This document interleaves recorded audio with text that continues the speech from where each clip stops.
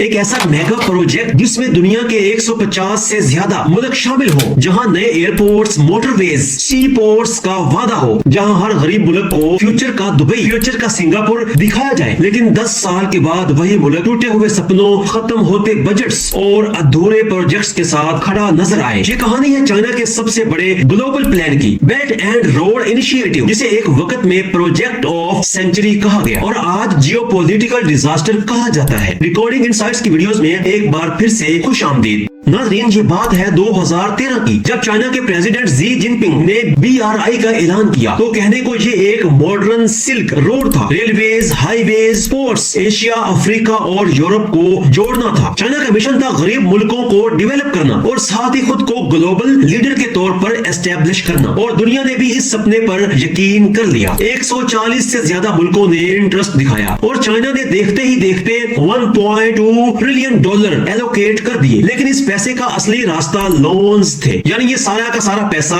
उधार लिया गया था। ये वो लोन्स थे जो IMF और वेस्टर्न बैंक्स रिस्की समझकर देने से मना कर देते थे। जहां से BRI की असली पिक्चर सामने आना शुरू हुई। ये सिर्फ इंफ्रास्ट्रक्चर का प्रोजेक्ट नहीं था, ये चाइना का जियोपॉलिटिकल एजेंडा था। चाइना के पास इंजीनियर्स और इंडस्ट्रियल कैपेसिटी इतनी ज्यादा हो चुकी थी कि उनको एडजस्ट करना मुश्किल था। इसलिए चाइना ने अपनी एक्स्ट्रा मैन पावर और मशीनरी को एक्सपोर्ट किया और गरीब मुल्कों को ऐसे लोन्स दिए जिन्हें वापस करना ऑलमोस्ट नामुमकिन था, और इसको नाम दिया गया डेबिट ट्रैप डिप्लोमेसी। और इसमें सबसे बड़ी मिसाल बना श्रीलंका। चाइना ने श्रीलंका को ख्वाब बेचे कि हम बेंटोटा पोर्ट बनेगा तो मुल्क रीजनल हब बन जाएगा। लोन्स दिए गए लेकिन शर्तों के साथ। पोर्ट बना भी लेकिन चल न सका। साल भर में सिर्फ 30 से 40 शिप्स आती थी और श्रीलंका लोन्स पे ना कर सका, और 2017 में उन्हें 99 ईयर्स के लिए ये पूरा का पूरा पोर्ट चाइना को देना पड़ा। अब उस पोर्ट का 100% रेवेन्यू चाइना के पास जाता है और यहाँ श्रीलंका की सॉवरेनिटी का एक हिस्सा खो गया। और अगला नंबर था अफ्रीका के ज़ाम्बिया का। कॉपर एक्सपोर्ट्स पर चलने वाला मुल्क चाइना के लोन्स में डूब गया। 2020 तक ज़ाम्बिया के टोटल कर्जे का 43% चाइना के पास था। कोविड के बाद ट्रेड रुक गई और मुल्क डिफॉल्ट कर गया। यानी कि सपने बड़े थे मगर प्लान्स खुद व्हाइट एलिफेंट प्रोजेक्ट्स निकले। और ऐसी ही गलती मोंटेनेग्रो ने की।